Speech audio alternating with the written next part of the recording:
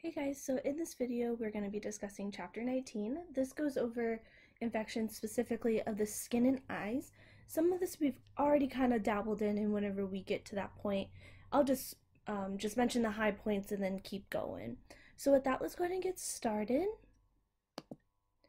Oh, and then also fair warning, since now we're starting to get into the infections, we're going to be seeing some real photos of the infections, so just fair warning, guys, okay? Okay, so this is kind of just like how do we classify viruses and bacteria. So throughout the lectures, we are going to be seeing viral as well as bacterial. So we've already touched base on how do we actually differentiate between bacteria and viruses. So bacteria, they are divided up a little bit more based on how do they present, as well as like their genome, their structure. And that's kind of the same way how we do viruses, but viruses we do specifically in terms of their genome only, that we're going to discuss at least in this course. Whereas bacteria, it's more like what are they comprised of, like what is their cell wall made of, where do they live, what is their genome made of.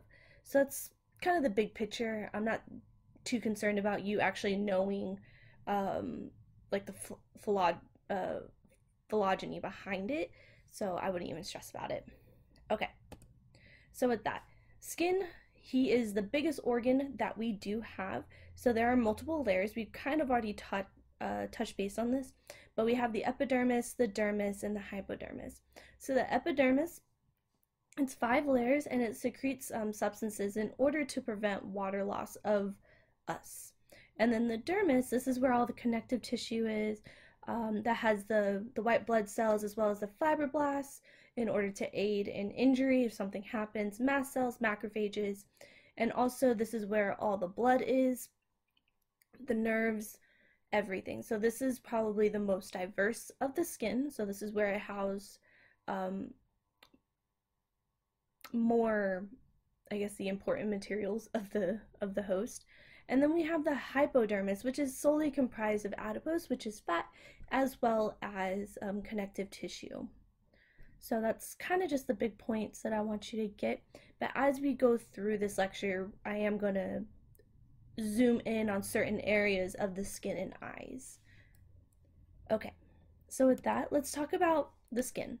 So the skin, a lot of times, it will get rashes whenever something is going on in case of an allergic reaction or an actual infection.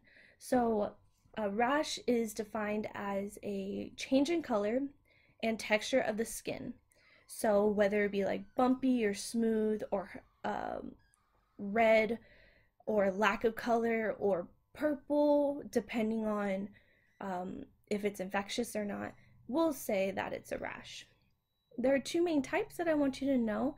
There's eczema, I can't even say it, sorry guys.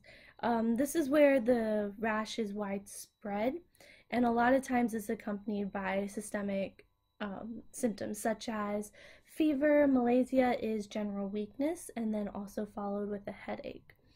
And then the third bullet point, this is where the rash is solely located inside the mucosal membrane, so such as the oral cavity and the vaginal cavity. But whenever you put both of them together, they're generally caused by an infectious agent. Not always, but for the most part, there is a pathogen that is causing this rash. And a lot of times it's because a toxin is being produced by the organism. And because that toxin is being produced, it's causing damage to the skin. And also it can be altering the immune response of the host. Okay. So with that, this is kind of just an overall big picture of the most common infections that will occur of the skin, whether it be fungal, viral, or bacterial.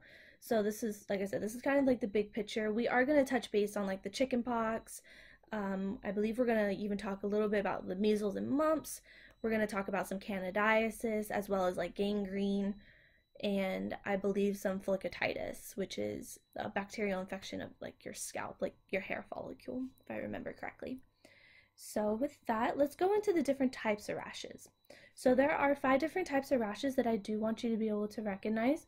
So there's macular. So this is where it's like flat, it's red, and generally very, very small, like the actual like rash bumps. Well, they're not bumps, but like the rash spots. They're they're more they're very small, kind of pinpoint. And then there's vascular, so this is where blisters will form. And then there's papular, so this is where it's small, solid, and slightly elevated, but no fluid is present. And then there's pustular, so this is very, very similar to kind of vascular, but instead of you being like fluid based, it's pus based. And then there's maculopapular, which is where you have the redness on top of the elevation. Okay, so like I said, I am going to want you to be able to recognize these different types of rashes. So if I were to go in order, then this is the macular, this is the vascular, this is the papular, and then this is the pustular. So it's in order of what we discussed. Okay, so mucosa membranes. So mucosa membranes, we have talked about these before. They are comprised of epithelial cells. They what they do is that they line the inside of your body, and they're continuous from the skin in several areas, such as your mouth, nose, and the genitalia area, primarily for females, but males as well. But not all mucosal membranes actually produce mucus. So the main mucosal membrane that actually does produce mucus is the vaginal area, but the ones that do not produce mucus is the eyes and the mouth. But they do serve as a very, very important protective barrier, even though they don't produce mucus. So there are some infections that we're going to talk about. We're going to talk about conjunctivitis. So this is either a bacterial or viral. It can be either one. Conjunctivitis. So generally, if it's viral, then there's not like that swelling, the redness, and like the kind of pussy stuff that you get from like discharge from your eye. So if you get that, that's more bacterial, or even it could be also fungal based, depending on what part of the eye is actually infected. But for conjunctivitis, the difference is so if you have viral conjunctivitis, it's your eye is more cleared, less red, as you see in the photos. But conjunctivitis, what it is inflammation of the conjunctiva, which is the white pigment of your eye. And then this can be due to many things. It could be due to an infection or trauma. Allergies can cause conjunctivitis. But what it does is that it infects that clear membrane on the eye. So it's that white clear on your eye. And then you have keratinitis. So this is the infection of the cornea of your eye. So this is can be very, very harsh on your patient, because it can actually lead to blindness. And what happens is that the cornea actually starts being destroyed. And then if it's bacterial based, then they can actually lose sight within 48 hours. So it's definitely very, very important to recognize the symptoms very, very quickly in a patient, and hopefully the patient will also recognize it and seek help. Okay, so now we're going to talk about the measles, or also known as rubella. So this one causes the macular rashes. That's kind of like the hallmark of it. It is considered very, very contagious, but for the most part, it has been I don't want to say eradicated, but the rate of infection has definitely decreased since the vaccine came out. But what it is that it is a negative sense single-stranded RNA virus. So it is viral, and the port of entry is through respiratory, so like you inhale, or through the conjunctiva, which is the eye. So like if you were to come in contact with somebody and then they have measles, and then all of a sudden there's viral particles in the air, and then you touch your eye or something, or the viral particles actually come in contact with your eye, that is how it will enter the body. And then what it does is that once entry has happened, it'll replicate in the lungs, and then eventually it'll move to the lymph nodes. And then from there, it'll produce some viremia, and then from viremia, it can actually spread throughout the entire body, which is why you get the rash on the entire body of your patient. And it does have an incubation time of 8 to 10 days, so meaning that you may not see signs or symptoms until a week after being exposed. But once the signs and symptoms start sinking in, you get a very, very high fever, and you also get these I think you pronounce it Koplicks. I believe that's how you pronounce it. Koplik spots. So this is actually what you see in the photo. So these are all the Koplik spots on your patient. So this is a characteristic sign of rubella or measles. And the rash, it does have, it can present both of the rashes that we talked about, but the first one that's going to happen is the Koplik spots, followed by the I keep losing my train of thought. Followed by the rash in the mucosal membranes. Okay. Okay, so chickenpox. So a lot of us have had chickenpox growing up, but it's starting to not be as popular kind of thing because there is the varicella zoster vaccine. So what happens is that after initial exposure to chickenpox or to herpes varicella, what will happen is that you'll get that pustular rash. So it may even be with the vascular rash as well, kind of depending on how severe it is. But for the most part, you'll get this rash, and then you'll form blisters, and then those blisters are very, very painful. They can be all throughout the entire body, primarily for chickenpox. But if it's followed by shingles, then a lot of times it's only on like one half of your body. But you have to have chickenpox first before you can have shingles. But what happens is that after you have had chickenpox, the virus will remain latent, so it'll go kind of dormant, it'll hibernate, and it will retreat and reside inside your dorsal root ganglia. And then if something happens, it may never happen depending on the person, but it can reemerge as shingles, which is the bottom panel that you see on the screen. So chickenpox is very, very similar to shingles. The only difference is that chickenpox is contagious, whereas shingles is not contagious. And like I said, shingles for the most part will occur only on one half of your body. It can appear on both, but it's not common. But the way that you contract this is through inhalation of particles from skin lesions. So what will happen is that the blisters, they'll rupture, and then with that there's viral progeny in there, and then the viral progeny will come in contact with another host through inhalation. And then once you inhale it, it will invade the endothelial cells, and then it'll go into the deeper part of the epidermis, and that's where it actually starts producing that fluid that you see, and then that is where you'll get like the blisters. And then a lot of times it takes about maybe a week or two for symptoms to occur. Sometimes it's really quick for people, kind of depends. I think the earliest record of signs and symptoms being present was around 5 days, but normally there's about a week or so of incubation, and then you have the actual outbreak, which lasts for about a week or so, and then it takes your body about 2.5 weeks to completely recover for your body to actually deal with the viral infections. And then a lot of times treating chickenpox, you kind of just do supportive care, because your body will clear the infection itself for the most part. But what you do is that you do, like I said, supportive care. So you take antihistamines in order to help with the itching, the swelling, and then you'll take oatmeal baths, you'll put calomel lotion on in order to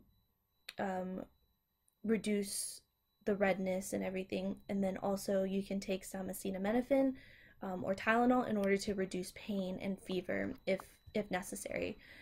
And then, like I said, there is a vaccine. It is part of the routine child immunization process. The varicella vaccine, it is live in it is live with a weakened strand of it.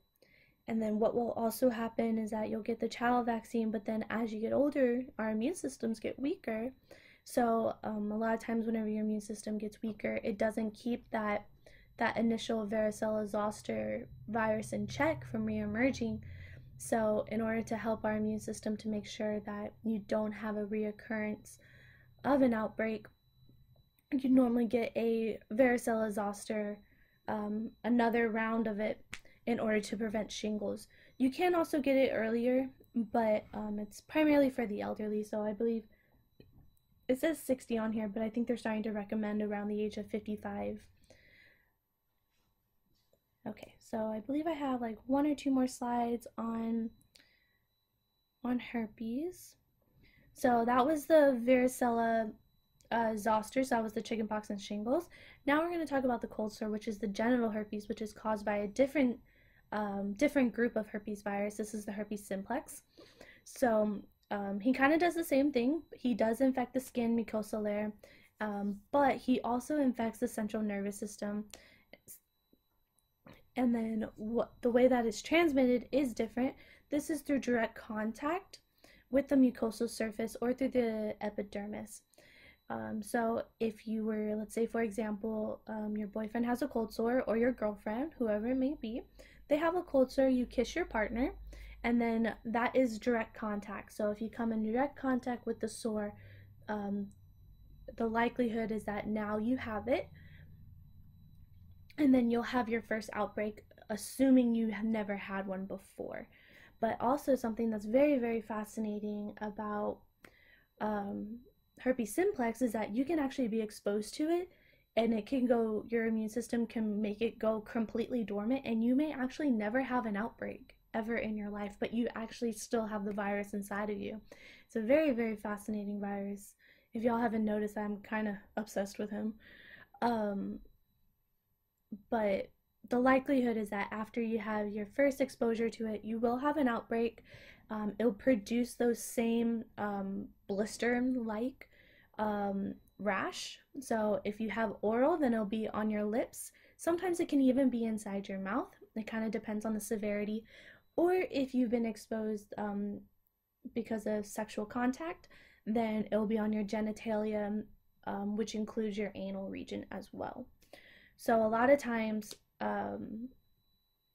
you'll have your first outbreak. The first outbreak's the worst. And then after that, if you do have reoccurring outbreaks, you can also be treated with some antivirals, and you can actually take an antiviral daily in order to minimize transmission as well as outbreak risk and reoccurrence. So like I was saying, the severity and the reoccurrence kind of just depends on the immune status of the patient. It will cause the fever blisters, which is very, very common. HSV1 is probably the most prevalent as compared to HSV2.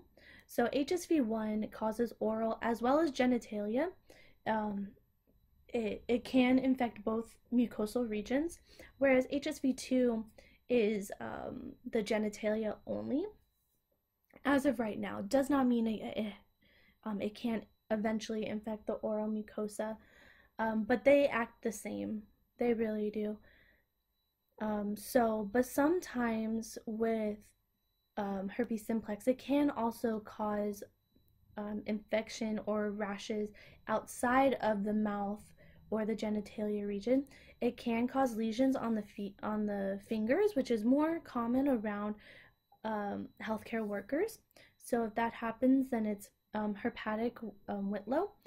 And then if it causes lesions on like the neck, the face, or the arm, so like if it was to spread, then it's called herpes glandulorum, I believe that's how you say it.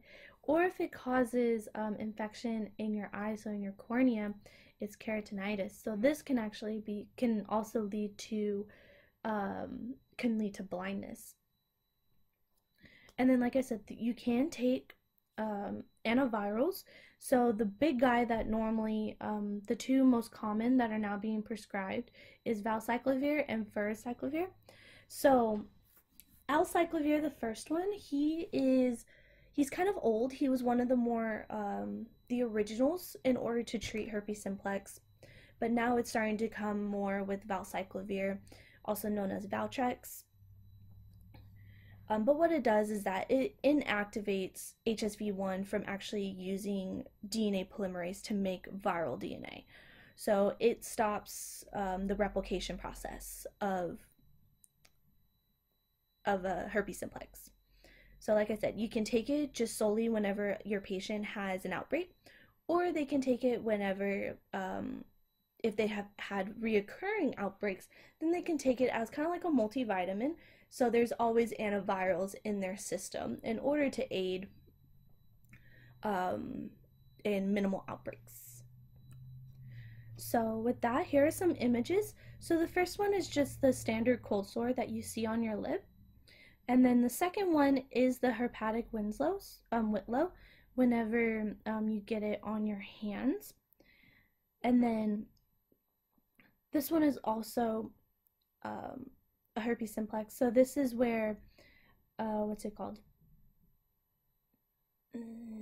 Erythemia, I believe that's how you say it. So this is inflammation. And this is also caused whenever a patient has, I believe this patient has HSV1. And then the second one is the herpes simplex is also located inside the cornea. So this is actually a fluorescent dye. So what they did is that they introduced fluorescent dye into the patient's eye in order to see the infection site. And that is what you see, the green. So it doesn't naturally come out green, guys. What they did is that they stained it with fluorescence so they can actually see where the infection was occurring. So this is where you want to be very, very careful and make sure that your patient gets treated so it doesn't lead to blindness.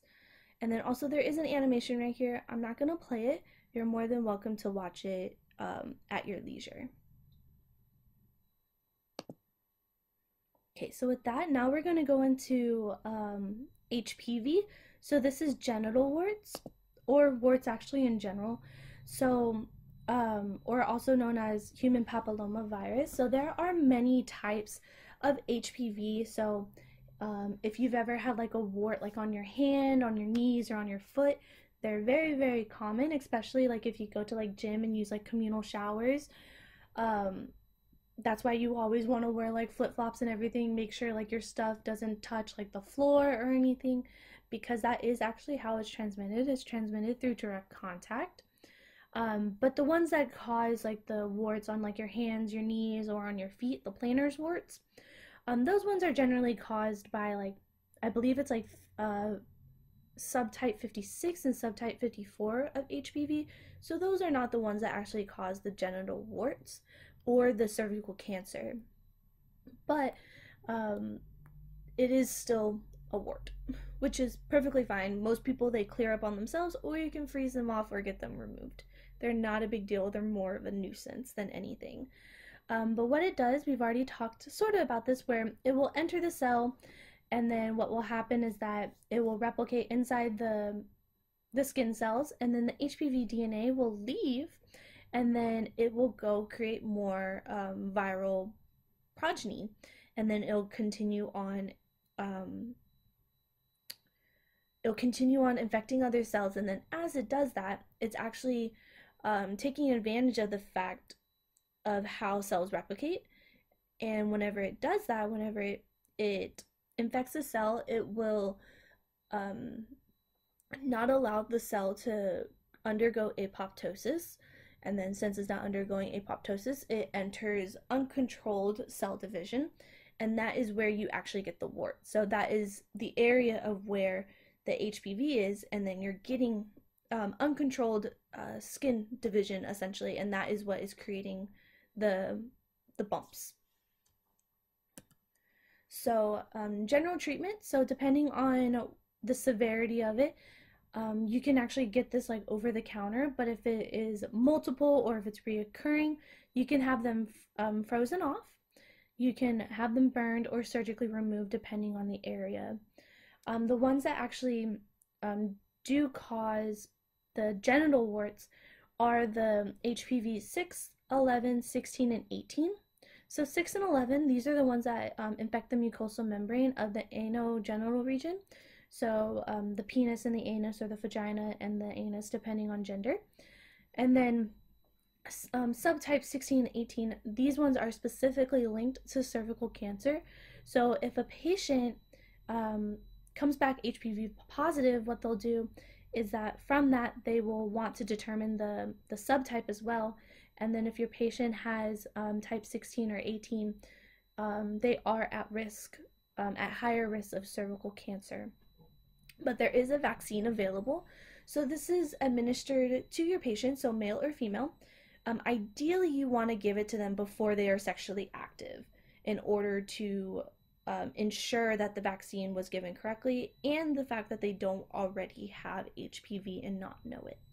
So that's the general rule of thumb. You give this vaccine whenever a patient is around like 11 or 13, I believe, is the recommended age, because a lot of teenagers nowadays, unfortunately, are starting to have sex around age 15, 16. So you want to administer it ideally in like around middle school, but you can actually give it as early as elementary. But that's up to parent preference. Okay, so with that, I'm going to show you a few pictures of what I'm talking about in terms of warts. So as you see right here, these are the genital warts. So they kind of look like skin tags in the genital region. So this is of a vagina, so you can see that it's on the labia. And then on the penis, you can see that it's located on the shaft. And then these are plantar's warts, so these are located on your hands or on your feet. So if you were to see a patient that only had 3 or 4, you may not recommend surgery for them, because it's unnecessary to put your patient under for only 2 or 3 warts, whereas maybe your patient below, you would want to recommend surgery in order to remove them. So this is a more severe, prolonged case. Okay. So with that, now we're going to talk about smallpox. So smallpox, this is solely restricted to humans. It hasn't been documented in any other species. It has been eradicated from human population. So this virus, what it does is that sorry guys, I have the hiccups. It can be divided into 2 variants, meaning kind of like 2 types. So it can be variola major or variola minor. And then the way that you actually distinguish whether it's major or minor is the severity of the symptoms that you see inside your patient. So this is transmitted either through direct contact, so if you were to come in contact with a patient, or indirect contact through either aerosol droplets, kind of like the flu, or through fomites, such as fomites are inanimate objects, so like from a surface and then you touch yourself. And then what happens is that this pathogen, it will infect the internal organs as well as the bone marrow. So it actually causes more internal signs and symptoms rather than external. So what will happen is that your internal organs as well as your bone marrow are actually under attack before you can actually see any physical signs, which are small bumps on your skin and on your oral mucosa. And then where this virus actually replicates is inside the cytoplasm of a cell. So I'm going to show some pictures of what do I mean. So as you see right here, so like the first almost roughly a week of a patient being exposed to smallpox and actually having smallpox, you actually don't see any exterior symptoms of smallpox. But then as it progresses, you can start seeing the small bumps on the patient. And then this image, what it is showing is the variola major in color. So this is actually just a nice little microscopic image of it. So the viral DNA, it's not usually noticeable. And the reason why is because it actually replicates inside the cytoplasm, like I said, rather than inside the nucleus. That's kind of just like a little side note. I do want you to know that it does replicate inside the cytoplasm, but I'm not too concerned as to you being able to be like, why can't I see it under a microscope? That was more like a fun fact.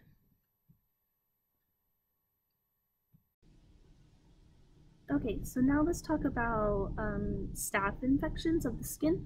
So Staphylococcus, it is a normal inhabitant of our skin for the most part, primarily Staph epidermis and Staph aureus. Staph aureus, that's the one that we're going to focus on in this lecture. He is a normal inhabitant of the nose and of the skin. With him, whenever he causes infections, he's able to actually cause an infection because he does have this enzyme called coagulase. So what it does is that it will coat the bacteria in fibrin, and it will actually wall off the infection from the actual immune system. So meaning that it kind of creates like a barrier so the immune system can't respond properly. And then also it doesn't allow antibiotics to get into the infection site as well. And then as the infection progresses, it will form abscesses. Now there are two different types of Staph aureus infections. It can be superficial or deep. If it's superficial, then it results in folliculitis. And then if it's deep, it will result in a boil or called a furuncle. Or if there's multiple boils that are joined together, it's called a carbuncle. Also, as it progresses, it can cause toxic shock syndrome. It does produce a toxin. This toxin, it's a super antigen. It causes a blistering condition within children. And then if an abscess is present, then not a lot. If an abscess is present, they have to drain it, and antibiotic treatment is required in order to clear the infection. So here are some photos. So the first panel is the folliculitis, and then the second panel is the furuncle. So these are the two that don't always require antibiotic treatment, and a lot of times they'll self-resolve. Whereas the carbuncle is the two boils that are next to each other, they're joined together, and drainage and antibiotic treatment is required. And then this is the toxin that I was talking about that produces a film on your patient. Okay, so now let's go to streptococcal skin infections. So streptococcal, he is also a normal inhabitant of us, primarily S. pyogenes. So if you were to like find him on your skin, he'll be in the nasopharynx area as well as certain regions of your skin. But whenever he does cause a skin infection, a lot of times it's a very nasty one. So he does cause necrotitis, which is also known as flesh-eating disease. It's very, very rare, and normally it is caused by S. pyogenes. There are two main types of necrosis that I want you to know. There's type 1, which is polymicrobial, and then there's type 2, where it's caused by solely one microbe. And generally it is S. pyogenes, but S. aureus, he can also cause necrosis as well. There is another species that has been documented to cause it, but it's very not as common, and that's Clostridium in vibrio. But if you do have a patient that does have necrotitis, you need to treat them with antibiotics, and they need to be IV.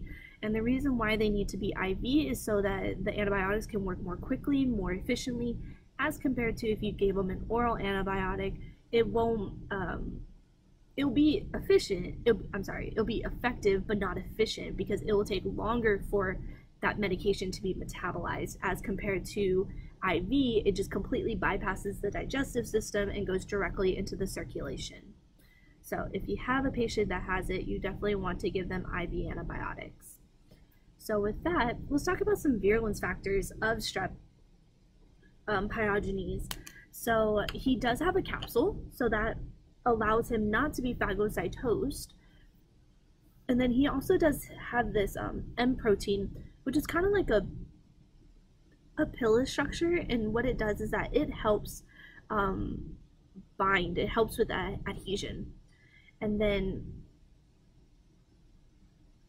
he also has these, so excuse me if I butcher any of these names as throughout the lecture, but the lipotectonic acid. So the fact that he has that component in his cell wall, it does allow him to adhere to our cells a lot easier because we do have a MAMP for him. And then also he is able to lyse blood, so he is hemolytic, and then he has a multitude of enzymes that can just go around degrading the host. So it can degrade DNA, he can go around degrading fibrin, connective tissues. So he has a lot of enzymes that essentially allow him to eat away at the host. And then lastly is that he has peptidoglycan. So the fact that he has peptidoglycan, he's able to activate an alternative pathway. So what will happen is that strep, he'll enter the host cell, but then he'll activate the NOD receptor. So we know that NOD receptors, they what they do is that they allow for activation internally of the cell. So it's internal activation. And then once that peptidoglycan binds to the NOD receptor, what it does is that it promotes inflammation, and he loves inflammation.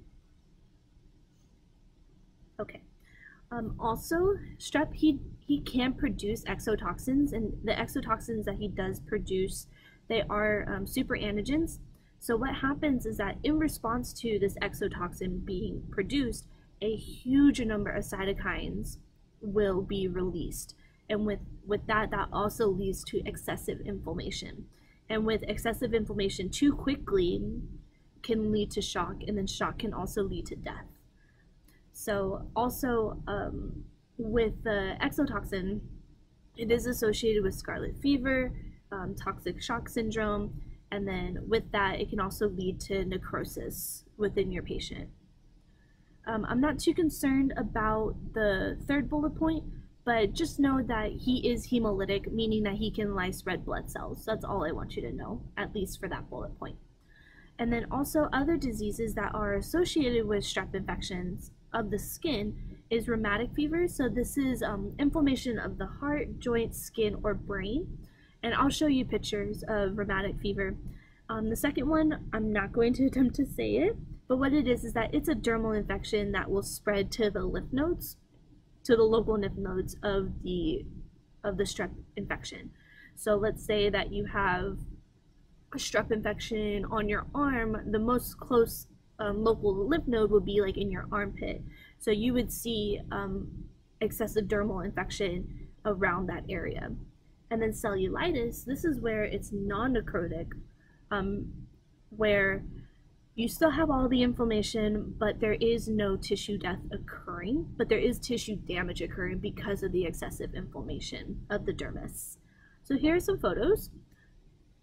So like I said, cellulitis is the non-necrotic form of strep infections. So as you see that there is a strep infection going on because of all the swelling, the redness, and probably pain as well. But that is cellulitis. And then this one is the dermal infection. So this patient, she probably had a infection starting off on the face, and then it probably went into the lymph nodes. It's kind of hard to see in the photo, but you can see that only the dermis is infected, whereas there is no necrosis occurring. Okay. And then also, before I go to the next slide, I want you to notice that only certain regions are infected. So this is the region that is infected, whereas the other side of her face is clear of infection because there's no redness, swelling, or inflammation. And then same thing with the leg as well as the hand. So just be able to note the differences in infected and non-infected. Okay. So with that, let's kind of just take a little sidestep into fungal infections. So fungal infections, we'll go more into detail when we get to the reproductive chapter. So all I want you to know right now is just that fungi, they are yeast and molds. They are eukaryotic microbes. So they can either be filamentous or single celled. So a lot of times, in order to determine if a fungi is in its pathogenic form, meaning that it's in the form that can cause an active infection, a lot of times that's whenever it's in its filamentous form. Whereas single cell, it's considered it's dormant, not so much infectious. But fungi can switch between filamentous and single cell form rather easily. And then also dermophytes. So this is where a fungi,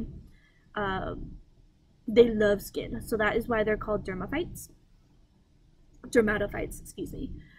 So they reside everywhere. They love skin, hair, nails, vaginal regions. They love it. And then based on where an infection is occurring, will be named after what part of the body is being affected. So if you have an infection of your scalp, it's called Tinea captitis. And then if you have an infection throughout your entire body, it's Tinea corpus. If you have an infection of the genital region, it's Tinea curiaris. I think that's how you say it. And then if you have of the foot, it's Tinea pedis. And then of your nail bed, so whether it be, just of your nail beds on your hands, will be Tinea ugonium. I believe that's how you say it. So as you see right here, this is Tinea capitis because there is a bald spot, and then you can kind of see some slight discoloration, sort of gray, away from normal skin tone of the patient. And then this is Tinea corpus because it's throughout the entire body, so this is all along the arm of a patient, as well as you can slightly see on the back. Okay? Okie dokie. So with that, now let's go into burn wounds. So burn wounds, so as we know, skin is the primary barrier against an infection. So burns, if you have a patient with a severe burn, so second degree or worse, there will be a decline in everything, essentially. So there will be a decline in T cell activation, inflammatory cytokines and complement activation, as well as neutrophil and phagocytosis will be diminished. And then also the vascular system will be destroyed because of the burn, and with that, antibiotics will have a very, very hard time delivering antibiotics. The only thing that will be elevated is the Tregs. So that's the only thing that will be elevated compared to all other immune cells. Okay, so one of the most common causes of burn wound infections is actually MRSA. So MRSA is methicillin-resistant Staphylococcus aureus. So this is where strep, he's completely resistant to methicillin, and methicillin is probably one of the better medications to treat with Staph aureus, assuming he is not resistant. But unfortunately, Staph aureus, he has developed a very, very strong resistance to methicillin. So other than Staph aureus, P. aeruginosa, he is actually also a major cause of infection. And he is also very, very hard to treat because he has a multitude of virulence factors. So he can produce exotoxins. So his exotoxins, what they do is that they alter protein synthesis on top of signaling pathway inside the cell. And then also he is antibiotic resistant. And then in order to tell the difference between whether or not if your burn patient has a MRSA infection or a P. aeruginosa infection, is the fact that P. aeruginosa has that blue-green pus in the wound. So if you're concerned that your burn patient does have a bacterial infection, you can use the P. aeruginosa hallmark in order to rule him out or actually make him the causative agent. So he's a hallmark. So as we go through these infections, I definitely want you to be able to pinpoint the one thing that makes that infection different, so you can be able to differentiate that in test case study questions. So with that, let's look at a burn patient. So this is a burn victim. He's a 7-year-old boy. He actually did not have a bacterial infection. He had a fungal infection caused by Aspergillus 3 weeks after his burn occurred. So that film and everything that you see that is present, as well as the white, yellow, milky gray, all of that is fungal infection. So like we said, treating burn patients is very, very difficult, especially if an infection is present, because it's very hard to get medication to that area. And then also antifungals, they are extremely toxic. They're very, very hard on the body. So unfortunately, with even though like there was a lot of medical intervention, unfortunately the patient did succumb to this infection. So the reason why I wanted to show you this one is just so you know that it's not always bacteria or it's not always viral. It can also be fungal. So just kind of keep that in the back of your mind. Okay, so with that, let's go into gangrene. So gangrene is it is necrosis of tissue, so it is tissue death. There are two main types that we are going to discuss. There's dry and wet.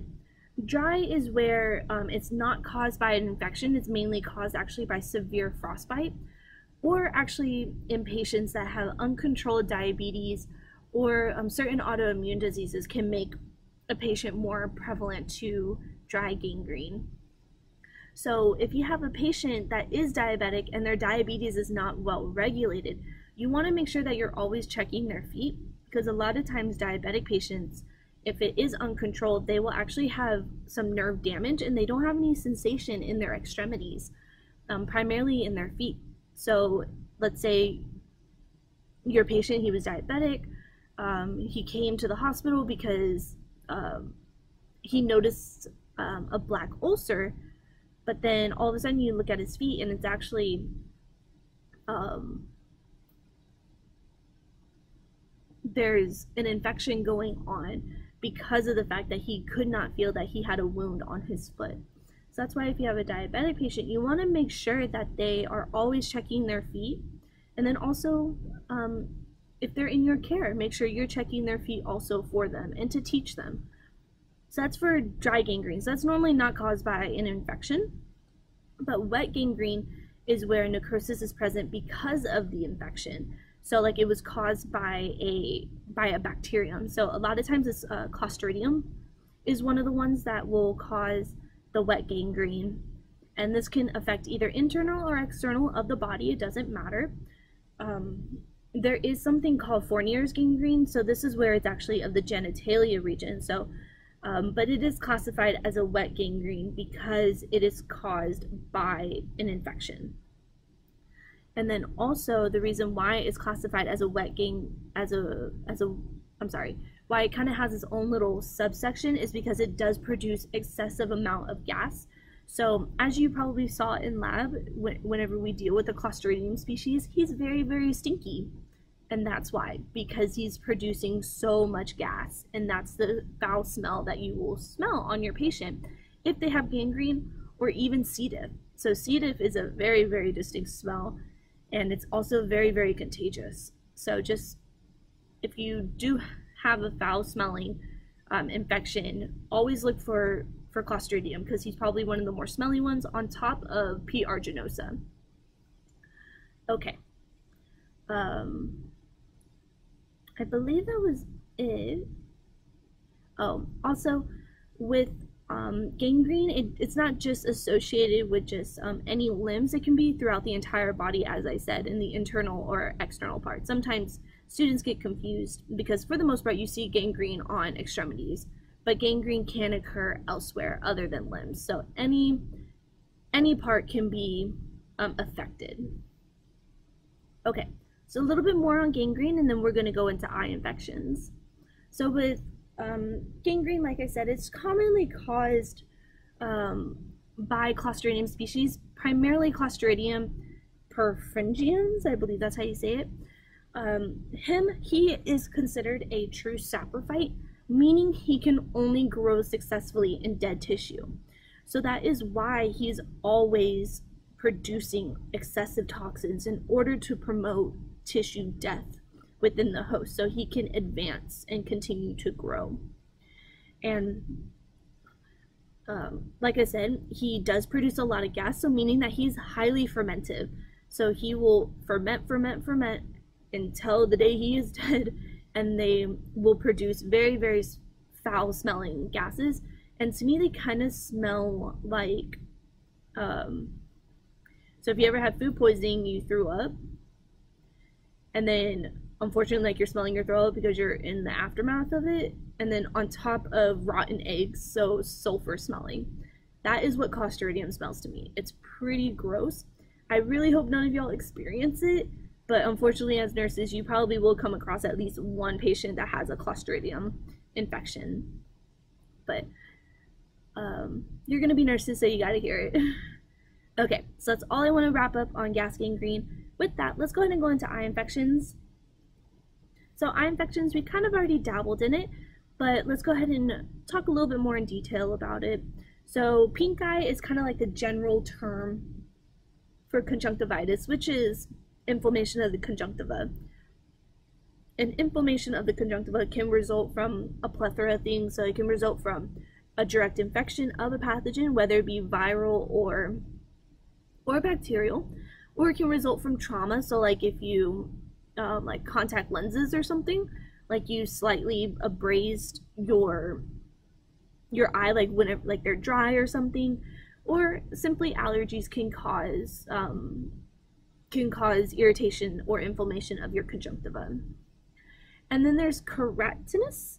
So this is inflammation of the cornea. So this can also be caused either bacterial or viral, actually as well as fungal. It is considered a medical emergency because it is sight threatening. So if you fear that your patient has inflammation of the cornea, then you definitely want to treat them as quickly and efficiently as possible in order to preserve eyesight. If it is bacterial, a lot of times it can progress completely within 48 hours. So a lot of times at that point, unfortunately, sight can't be saved. But it can be depending on the situation. And then also with eye infections, you can also get infections of the inner structures. So it's not common, but it does happen. It generally results from direct spread of a superficial eye infection. So meaning that you came in contact with somebody who already had an eye infection and then it just disseminated further in yours. Or what it can do is that it can seed from an infection by a bacteria that was carried by blood, meaning that the bacterium was able to enter your bloodstream and then actually go deeper into your eye, because that is actually where blood is supplied, is in the inner structures of your eye. So just remember, eye infections, depending on where it is, will determine what kind of infection you have. And then also it could be bacterial, viral, fungal, and actually even parasitic, but we'll talk about that a few slides later. So we're going to talk about a viral eye infection, probably one of the more common ones. So viral inflammation of the cornea, it can lead to blindness. Like I said, it is considered a medical emergency. The most common cause of viral cornea inflammation is caused by herpes simplex. He's probably, like I said, the most responsible for it. And what will happen is, essentially, we know that herpes likes to reside in the neurons. So in this third panel on the right, so he likes to reside whenever he's dormant. He's inside like the spinal cord, inside your ganglion and everything. But that is where all your neurons eventually connect. So it's kind of like the train station. So what will happen is that in an outbreak, the virus is reactivated. He's no longer dormant. He will essentially hop neurons and go into the neuron that is associated with your eye and upper forehead region, rather than being only in this this mandibular and maxilla region. So that is what we see right here in this patient. So this patient did have herpes simplex 1 primarily, and then what happened is that there was a reactivation, and then it ended up causing an outbreak, so herpes zoster, so shingles, of the eye region. And then with that, it can also lead to blindness, so definitely keep that in mind. And then the middle picture, this is actually inflammation of the cornea, so all of that gray-white matter, that is scarring from an infection. So unfortunately, at this point, sight was not able to be saved. It is common, but it's not common enough to maybe something that you will see. I don't know how to explain it. It is common, but it may not be as common to where you'll see it, especially since nowadays we do have a lot of medications that can minimize minimize the effects of a herpes outbreak. Okay, so with that, let's go into bacterial. So bacterial eye infections, it's normally associated only with one eye. It is acute and painful. Most of us have probably actually experienced it at least once in our life. We probably experienced bacterial pink eye, or if you have children or younger cousins or something in your family, you've probably seen it at least once in your life. It is very, very common. But what it does is that there is severe irritation, so it causes that stinging, that gray yellowish discharge, so that the pus, and then the fact that the pus eventually will close your eyes shut and create that crusties. So I'll show that in the next panel. And then also bacterial eye infections, it's not always caused by staph or strep. It can also be caused by chlamydia or N. gonorrhoeae. So these are two species that are normally associated with the reproductive system, but it can also cause acute bacterial conjunctivitis. And generally, you'll see that whenever you come in contact with an infected vagina or essentially an effective genitalia region. So there are three presentations that will occur. There's inclusive conjunctivitis, meaning that it was contracted by a newborn that was being passed via vaginal birth, and the vagina was infected. Or there's trichomonia. This is where chlamydia, he's the general cause of trichomonia, and he will lead to blindness if not treated quickly. And then there's also orthomia, as I say it, neonatremia. So this is caused by N. gonorrhoeae, and this is also occurs whenever a baby is passed through an infected vagina. But we'll talk more about those two species when we get to the reproductive. So the next panel, what I'm going to show you is that pus that I was talking about. So as you can see, all that yellow, gray, white discharge, that is the pus. And then also you can see how the eye is very, very swollen, the eyelids, all that inflammation.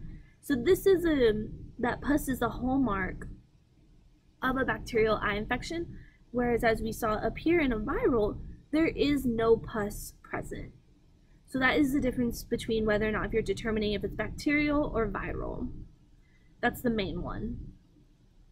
Okay, so now with that, let's talk about fungal and parasite infections real quick, and then that will wrap up our lecture.